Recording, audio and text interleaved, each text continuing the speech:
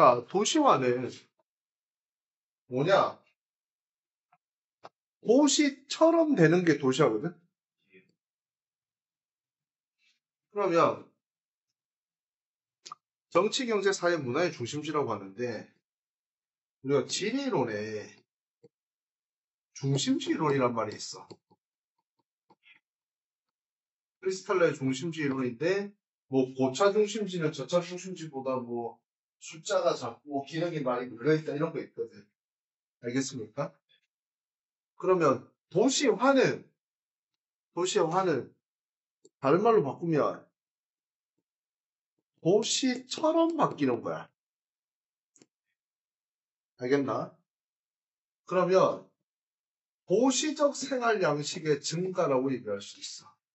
뭐 도시의 거주 인구가 증가하거나 도시 수가 증가하거나 도시권의 확대가. 그건 뭐야? 도시에서 사는 사람들처럼 생활 양식을 가진다 이 말이겠지. 그러면 촌락도 이제 무슨 요소? 도시적 요소가 많다라고 하는데 우리가 제일 많이 이게 1학년 때도 나왔던 건데 도시화 율 그래프라는 게 있어요. 이거 초기 단계, 가속화 단계. 그럼 이 가속화 단계를 언제로 보면 되노? 산업혁명.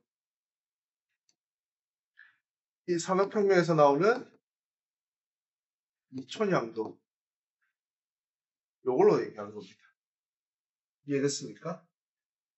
그래서 세계 도시는 50년대는 한 30%밖에 도시에 거주하지 않았지만 2020년 현재 요즘은 몇 프로? 그건 한 60% 가까이. 도시의 숫자가 증가하고 도시의 인구 규모도 커지고 있습니다. 알겠습니까? 그러면 여기서 봤을 때 요 그래프에서 봤을 때 가운데 축선이 3개잖아. 근데 미국과 영국과 같은 경우에는 이미 도시화율이 많이 올라왔죠. 근데 요즘에 확 뜨는 게 어디야? 중국, 신흥 국가들. 이해됐습니까? 요거 구분할 줄 알아야 됩니다. 자, 선진국은 산업혁명부터 발달했고, 그 다음에 개도국은 2차 세계대전 이후, 그러니까 1960년대 얘기를 하거든. 그러니까 이게 아시아나 아프리카 얘기를 하는데, 얘네들은 오래됐잖아, 선진국은. 오래됐기 때문에 지금 거의 대부분 무슨 단계에 들어갔다? 종착 단계에 들어갔다. 그러니까 도시화율이 더 이상 늘어날 게 없죠. 그 다음에 도시화율이 높다는 말은 도시에 사는 사람들이 많다는 말. 다른 말로 사람들이 도시에 많이 몰려있다는 말이에요. 그럼 사람들이 도시에 많이 몰려있기 때문에 많아서 문제점이 생겨 안 생겨? 이게 도시 문제잖아. 그렇지? 그러니까 이 도시 문제가 많아서 문제이기 때문에 뭐 정부에서도 분산 정책을 한다든지 그리고 스스로가 외곽 지역으로 왜 교통통신이 발달하고 도로가 발달하니까 외곽 지역에서도 도심지까지 왔다 갔다 된다 안 된다? 네, 이게 무슨 현상? 교외화 현상이라고 합니다. 자, 2차 세계대전 이후 산업화와 함께 급속도로 도시화가 진행되는 아시아, 아프리카의 개발도상국 같은 경우에는 지금 가속화 단계를 지나고 있는 경우가 많고 계속 이제 도시를 몰리니까 그럼 우리가 이걸 뭐라고 하지? 이촌양도라고 하죠. 이촌양도. 이런 이촌양도 현상이 강하니까 특히 우리 라틴 아메리카 도시고 뭐 비민가 형성에 대한 문제, 뭐 할렘과 슬럼과 이런 얘기를 하는 게 이것 때문입니다. 도시 문제가 발전을 하고 있습니다. 자, 그다음에 요거 잘 봐야 돼요. 도시화율이 아직까지 성장 안 하고 있는데 어디 아프리카. 그 다음에 아시아가 이 동그라미인 건 동그라미 제일 크잖아. 그 다음에 앵글로랑 라틴이랑 구분할 줄 알아야 되고요. 오세아니아는 동그라미가 작은 걸로 구분합니다. 인구수가 작기 때문에. 그러니까 여기에 보면 도시 인구 숫자도 나타나고 있잖아. 숫자도. 그 다음에 증가율은 어디? 아프리카. 반드시 이거 해석할 줄 알아야 됩니다. 알겠습니까? 자, 세계도시. 세계도시를 다른 말로 바꾸면 세계에서 유명한 도시. 라는 말을 해도 되고 정확하게 말하면 세계에서 이런 말을 해도 돼요. 잘 나가는 도시. 잘 나가는 도시. 잘 나간다는 말은 영향력이 크다, 안 크다? 그렇지. 영향력이 크다는 말이지. 자, 세계화 시대 국가의 경제는 세계적 중심지의 역할을 수행하는 대도시. 전 세계의 경제활동 조절에 교통통신의 핵심적인 결절지야. 자본이 축적돼. 결절지란 말은 모인다는 소리겠죠? 결절지가 쉽게 얘기하면 우리 지하철 노선도에서 환승역 있는 데를 결절지라고 생각하면 제일 편하다. 알겠지?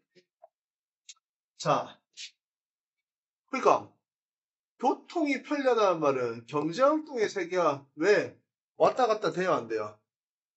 예전보다 훨씬 잘 되고 이렇게 되다 보니까 자유무역이 확대되면서 다국적 기업 요새는 촉적 기업이란 말도 등장하기도 하죠. 세계 어딜 가나 이 브랜드는 있다 막 이런 것들이 있잖아. 참 그런 것들이 왔다 갔다가 되니까 뭐가 되겠노? 경제적 네트워크가 돼요. 네트워크.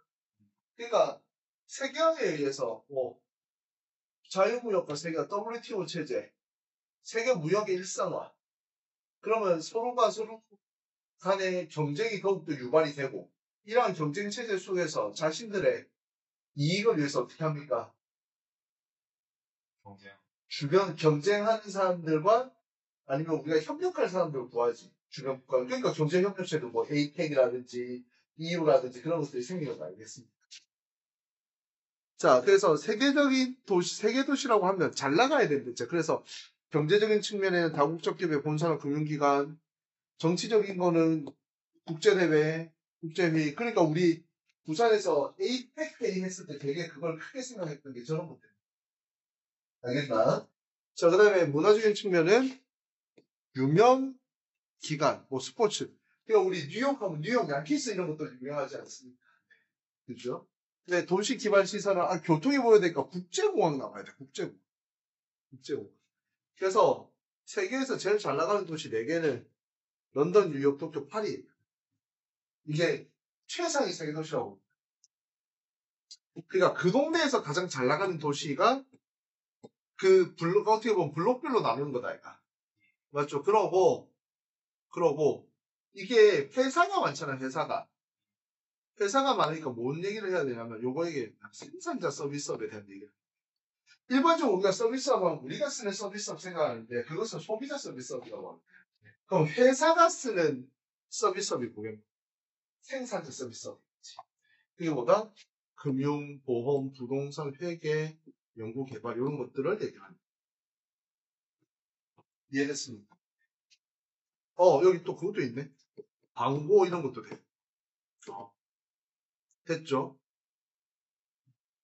자, 세계 도시의 주요 변화, 다국적 기업 본사. 다국적 기업은 세계 어딜 가나 그 브랜드가 있다라고 얘기를 했었지. 뭐고? 코카콜라, 뭐 나이키, 뭐 이런 것들. 애플, 삼성도 뭐 다국적 기업으로 가는 판이고. 그러니까 본사 및 관련 업무가, 그 다음에 그러니까 회사가 많으니까 무슨 서비스업? 생산자 서비스업. 그 다음에 교통이, 왜? 본사가 있으려면 왔다 갔다가 돼야 돼. 교통체계. 이건 뭘로 얘기하면 되냐면, 뭐 국제선 노선수와 한국이 이 왔다 갔다 하는 횟수로만. 알겠습니까? 자, 그럼 경제활동을 조절 통제 가능하고 분쟁을 조정 통제하는 국제기구의 정치적인 중심지가 되면서 행사들이 많다. 그러니까 우리 주식 얘기할 때 그런 얘기 하잖아. 뭐 뉴욕 다우지수가 어쩌고 저쩌고 막 이런 말 얘기한다. 맞죠? 자, 그 다음에 보시면 뉴욕 유엔 본부 가지고 있죠. 미국의 최고 중심지 아니다. 런던, 시티 오브 런던이라고 합니다. 시티 오브 런던. 금융, 시티 오브 런던.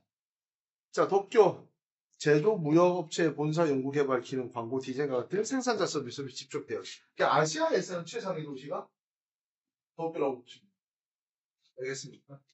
그럼 어떤 식으로 선생님 서울 별거 아니야. 서울도 좀 보고 싶다. 차상위 세계도시 정도 됩니다. 차상위 세계도시.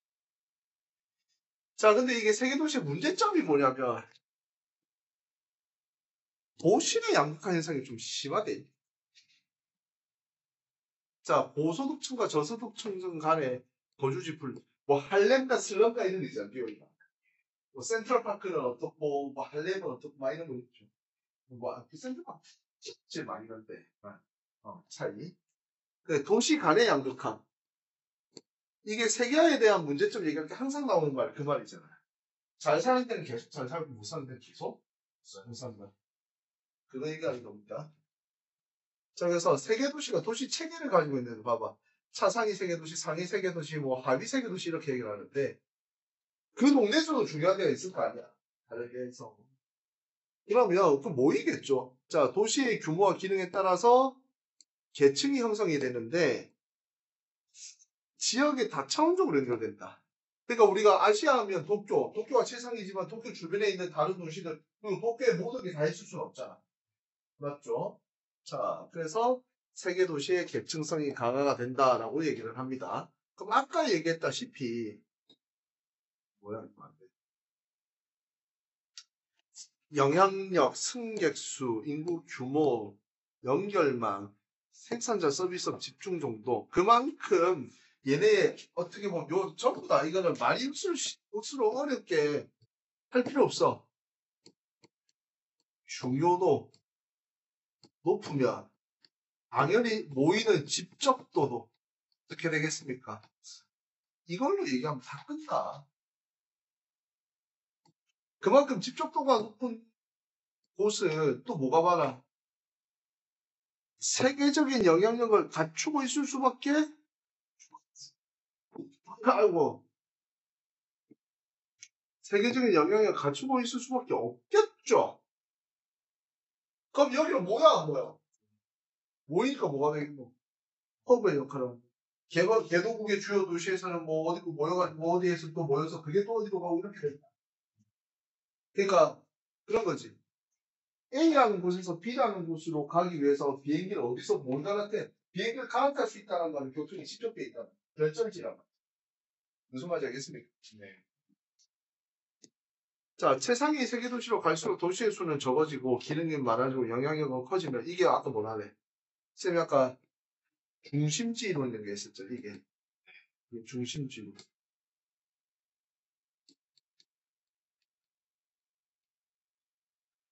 크리스탈의 중심지 이론에 따라서 나눌 수가 있습니다. 그래서 이 파트에서는 그렇게 어려운 건 없어. 그렇게 어려운 건 없어. 근데 세계도시의 개념을 반드시 알고 있어야 됩니다. 됐습니까?